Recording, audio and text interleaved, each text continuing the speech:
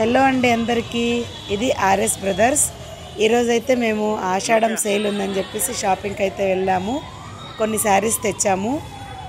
Last Saturday వచ్చేసి south ఇండియాకి వెళ్ళాము, అట్లాగే చెన్నై షాపింగ్ మాల్కి కూడా వెళ్ళాము. నేనైతే మీకు అన్ని శారీస్ చూపిస్తాను, చూడండి, మీకు నచ్చుతాయని అనుకుంటున్నాను.